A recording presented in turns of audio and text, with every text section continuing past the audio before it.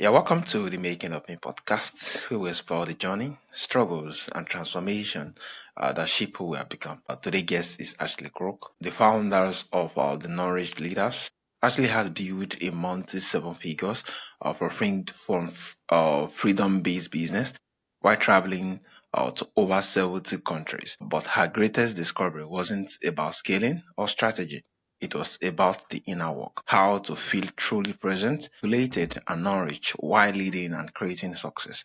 Through her work, Ashley guided high achieving women to feel dysregulated, overworked, or disconnected back into the body. The truths and the way of leading that sustain both success and well-being. Today we explore the 7 years journey of nervous system, work semantic, subconscious reprogramming, and identity reclamation, and how that work can help anyone align success with real life fulfillment. It's really a pleasure having you on the show, Ashley. Thanks so much for having me. Excited to be here. Yeah, thank you. So, Ashley, what were some of the moments or challenges that shape you into who you have become today? Yeah, there's so many that I could go into. I think really one of the biggest ones was actually, funny enough, like getting everything I ever wanted. I started a business 9 years ago, and within 1 year, I was able to have amazing results. Me and my husband, we put all our stuff in storage and we left to go travel the world. And I was traveling the world, making more money than I knew what to do with. Like, I'm living this amazing life if you saw it from the outside, running this huge business. But on the inside, I really felt lost and I felt miserable and I felt as much as free as my life seemed. I felt anything but. And so, really experiencing this, having all of the external Yeah. freedoms, but not feeling free internally at all, and having what everyone deems as success, but not actually feeling successful, or literally thinking to myself, if this is success, then I don't want it. That really caused me to, at first, I was looking externally, maybe it's my business, maybe it's these, external things. But ultimately, I realized that no, it was me. And in order for things to change, for me to actually be able to actually be present in my life, to enjoy my life, and to feel like I like find the inner peace that I was so desperately searching for, I had to really go within. So that was back in 2018. And it's really been ever since, this deep spiritual and personal development journey that has truly shaped who I am really to my core. Wow, that was really amazing. Being that, yeah, you're able to get a whole lot of things. Yeah, successful within a year and traveling the whole world, only for you to discover that deep down there was a yearning and there was more like a discomfort until you actually more like go in search of it. So, how did the journey begin? Yes. Really, first, where I realized that was a friend. She told me, I was talking to her and explaining to her how I was feeling. And she told me, what got you here won't get you there. And that was Mm, such powerful advice for me. I could see, yeah, for you as well. I'm sure at some point you've heard that. And just to really recognize, like, wow, yeah, everything that got me as fast results and as like so much success was exactly what was going to hold me back from getting to where I want to go. Was that hustle, that grind, this whole attitude towards life and business was exactly what was going to keep me stuck towards actually wanting to create even more success and impact, and to actually feel the way that I wanted to feel. And so really, from that conversation, it kind of spiraled. And I just started, working with different coaches, different healers, going to different events, reading different books, podcasts, all the things. And I first started doing a lot of mindset work, actually, because back then a lot of people were talking about that and that was all I knew. But what really ended up happening was the mindset, you're kind of in your mind. It wasn't actually, I was maybe shifted thought, but my nervous system was so programmed for stress and was so dysregulated that it didn't actually shift how I was feeling at all. And maybe this thought would change, but then it would come back because that's what I was a match for. And I ended up really applying my high achieving tendencies to all the mindset work that I was doing and all the healing work that I was doing. And it was just this other thing to conquer. And I ended up burning out from not mm. only still doing the same thing in my business, but also now applying like these, this intense focus to all of my growth. And that really, like, burning out really shifted my whole path at that point to really digging into the deeper work and doing deeper nervous system work, digging into my body and my subconscious, and really just like kind of reweaving all of my conditioning. And, that is ultimately what set me free. It was really a whole lot, and the fact that, yeah, you actually went through a whole lot of doing mindset when it comes to feeding in a whole lot of books and feeding a whole lot of mindset stuff, and still doesn't got it until you start digging out, diving deep into subconscious. And I think the quote that just gets me started on that before you actually get what got you here won't get you there. That's really a whole lot. And just rethinking about it just pick a whole lot for them. Which it was really a time to actually sit down and yeah, look so deeply.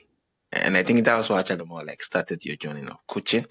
Yeah, really amazing. So how do survival patterns show up in high achieving women, and why is this important to unwind them? Yeah. So these patterns, right, they show up all the time. I think in high achieving women, we're basically conditioned to achieve our whole lives, right? That's what we got praised for. That's what we got love for when we were kids. And so subconsciously, we take this on and we keep doing this as adults and in our own businesses or in our own lives. And because ultimately, that's how we think we get love. And with that, it feels like it's never enough, right? We always have to keep doing, and achieving more and more and more. It's like this endless hamster wheel of achieving that is so hard to get off of. And it can show up in so many areas of life. It can show up in even with your family, where you feel like you constantly have to do and provide and be everything to everyone. And you're putting yourself and what you actually need and your rest and the break you need last, because you just feel like it's not enough unless you're being that perfect mom or that perfect wife or sibling or whatever it might be. And then in our businesses or our jobs, we are constantly striving, trying to hit the next milestone and the next. And it's like once we hit one, we can barely even stop to celebrate, because we just have to, once we hit it, we put it on this whole pedestal, we hit it, and then it's like not even enough, and we need the next one, and we don't even let it land. And then it shows up just really in all areas, right? In ourselves, when we want to do our personal growth, it becomes these things that we're checking off the list instead of just allowing us to really, like, again, tap into our bodies or what we actually need. And it just can feel so scary to slow down and to really shift from that patterning, because again, it feels good. Like our nervous systems are so used to it. It feels really good to be in that mission mode and to get the validation from people and the recognition and to be doing everything for everyone and whatever it might be. Ultimately, what ends up happening to a lot of us is at some point we hit a wall and it just becomes too much. And so really at that point, and I'm sure if you're listening, right, and you could see, if you are a high achiever, you can see this showing up in a lot of areas of your life, right? And so it's like at that point, right, you really have to start to dig deep to rewire like a lifelong of conditioning and patterns as well. Wow, that was really a whole lot. Just speak volumes that yes, sometimes even deriving success and everything you go all out for might not, as much as that might be success, but in there can be a whole lot of inner turmoil and a whole lot of uprising here and there. And that yes, you need deeper understanding towards subconscious and diving deep for you able to kind of propose solutions to it. And that was really a whole lot. And yeah, so during the course while you were actually more like getting healing and what were some of the exercise or practice that help you shift from overthinking into feeling present in your body? Yeah, so there are a lot of things. I think one that practice that I ultimately like was the first thing that really introduced me to it was a body scan. The first time I got a body into a body, like I was led by in a single session by a practitioner. We spent like an hour just dropping me into my body, and I remember being like, "Whoa, I didn't even know I could feel this relax and I could feel this way." And so just doing body scans has been very helpful to really drop into my body and even just to notice like where the thoughts were if they come up in the body scan. But body scans are I'm a huge proponent of them. Breath work is really powerful. Different breath patterns depending on how much my head was spinning or what I was feeling and how agitated I was or how much I maybe needed to relax or even get energy, whatever it might be. Like breath work has been super helpful as well. And also just a lot of different grounding practices, even just going outside in nature and putting your feet on the ground and like looking at the vast world that we live in and really reminding myself, and right, for anyone listening too, just reminding yourself that you're safe. Like even if you might feel like you're not, different parts of you might feel like you're not, really just reminding yourself like you're safe, right? Wherever you are, the world's not falling down. Whatever's happening that you're freaking out about is not in your immediate vicinity. Like, it's okay. And you're okay. And really showing your system that. And so those are three really big ones to share. Amazing. Amazing. Thank you so much for sharing. More like going to the nature of feeding your eyes and yeah, getting to see a whole lot of things different. That was really amazing. So many women actually hear about mindset and strategy, but struggle with being part of success. How do you help them reconnect with that? Yeah. So we do a lot of deep work together. And I think, again, right, because a lot of people are stuck in their minds and this whole Yeah. mind definition of success. And so it's really getting in touch with, one, your body, and two, like, how do you actually want to feel? We're taught about success that we're supposed to achieve these milestones and that it's supposed to do all these things for our life, right? And that's what success is. But never once is it really talked about, but how will this make us feel? Or how do we actually want to feel? Because ultimately we do everything in life. I see the sun is now setting. Yeah. Ultimately we do everything in life because of how we think that it's going to make us feel.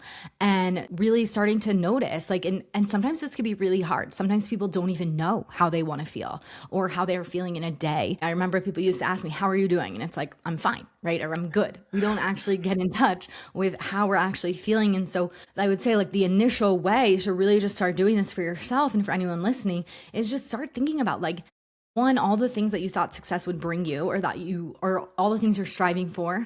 Why? Like, how do you actually think that they're going to make you feel once you have them? And then once you can get clear on that, why wait? Ultimately, start seeing if you can feel those feelings now. Start allowing yourself to feel them in your body because, one, some of those feelings, like for me, for example, joy. I thought all the success would bring me joy and I couldn't feel it. I couldn't find joy. It was very hard for me, even when I had achieved all of the success. And so you actually have to start building capacity for some of these feelings if they don't feel safe in your body. And so it's really starting to build them now is going to make it so much more easier when you actually do achieve the things that you want to feel that way. And if you start feeling that way now, then you're naturally going to start to just attract different things into your life. And you might not even need those accomplishments. Maybe you'll find even different ones that will actually fulfill you as well. And so I would say really the first thing that I, talk about with people to get out of that, like, mindset of success and to shift is, again, like, is really touching into your feelings. Like, how do you think these things are going to make you feel? And see if you can do that now. See if you can feel that now. And also, again, like, why do you want these things? Are they actually your wants, or are they things that society told you, your parents, your conditioning, your friends, people you see on social media? Like, what do you actually want deep down? And really sit with yourself and allow yourself to discover that, whether that's through journaling or breath work or really dropping in with yourself, meditating, because oftentimes we can get so sidetracked by all the shiny objects in the world, or comparison, or keeping up with the Joneses, or whatever it is. So really allowing yourself to get clear on what it is you want, how you think that's going to make you feel, and then really putting your blinders on. Yeah, amazing, amazing. This is really lovely being that you're diving deep to know why you are what you want and what you could do differently to actually more like achieve it, not from the perspective of everybody does it, everybody need it, but from the fact that you see it, you need, is it you want, this is something I could actually more like get into. And the fact that you just speak volumes to it that yes, I think after more like sorting it out whether it's a need or want, you now have to detach yourself that yes, I don't necessarily need to kind of have success to achieve this. You just try living it now while you live in the present. And that was really amazing. So Ashley, you have actually traveled over several countries. How did that shape your understanding of leadership presence and living fully? Yeah, I love this question. So, I mean, it shaped me in so many ways. I would say, in terms of like presence and living fully, it was really just a way for me to see like how I wasn't, right? I was in these amazing places in the world, places like people never get to go, or, just living these like once in a lifetime experiences. And initially, I would be there like physically, but my mind would be a million miles away. Oh, And I was right. So I ended up getting a lot of shame around that because it was such a juxtaposition. I was like, Ashley, look at your life. Like, you should be able to enjoy this. And so it really shaped so much of me, even like embarking on this journey to be like, no, I'm finding a way to create success. I always say that feels as good as it looks, because like I want to actually be present in these environments. I want to actually, make the most of this life. I have this epic life. Like, I want to live in it.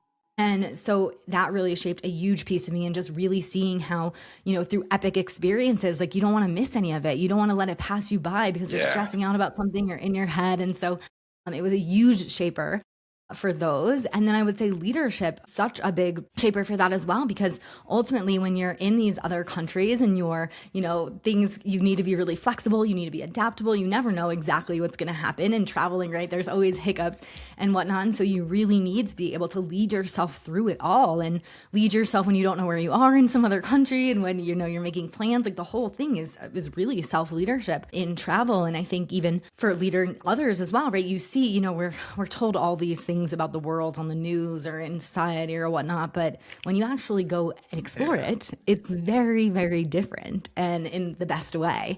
And so it really allowed me to just see the world for what it really is, and really gain an appreciation for so many cultures and different people, and, really shift my leadership style based on that, and just open me up to so much. Amazing. About leadership, you talk about, yeah, there's a whole lot of things that get to influence your decision. So being flexible is very, very key. And about being present, other than forcing up a whole lot of things, that actually might like steal your joy from enjoying the moment. Yes, you just stay put and enjoy every bit of it. That was really amazing. So what does it mean to you to have non-rich freedom versus just freedom? Totally. I love that. And I think it's also just really like being able to actually feel free, being able to feel like you have freedom in your mind, like you can actually navigate your thoughts and work with your mind, and, being able to feel free in who you are, to express it, and being able Yeah. to feel free to feel your emotions and not to judge them, and to really like know who you are at your core, where you're not. I used to think like that a lot of the parts of myself, the way I would act in certain situations or whatnot,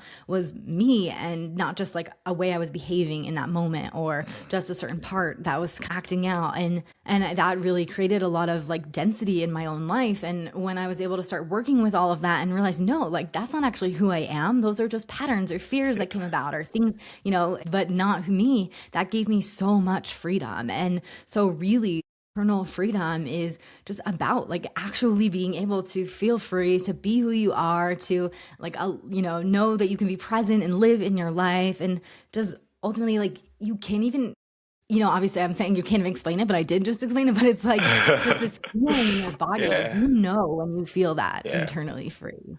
Yeah. I can Amazing. feel you feeling it now. Amazing. Live it, love it, and yeah, that was really amazing. Means that you can live it and enjoy every moment of it without necessarily more like having, yeah, thinking about what other persons actually perceive of you and how their notion of what ought to be at that particular moment. But no, you're just being you and just living it out. Yeah, amazing. So lastly, looking back, what has been the most surprising lessons your journey taught you about success? Your success and what it means to really treat. I think probably one of the most surprising lessons from when I started my business, I would say to me now it's not too surprising, but was definitely like just success. It's so much more of an internal game. Like, every single level of my business has only been hit like because I've had to learn a lesson and integrate it every single time. It is completely a game, if you want to call it, of becoming. Like I have, no matter how much I'm doing, how much I'm showing up, if I don't integrate the lesson that's there for me, I will stay at the same level until I fully integrate it, like learn what it is, integrate it, and then I can ultimately feel different in how I'm operating internally.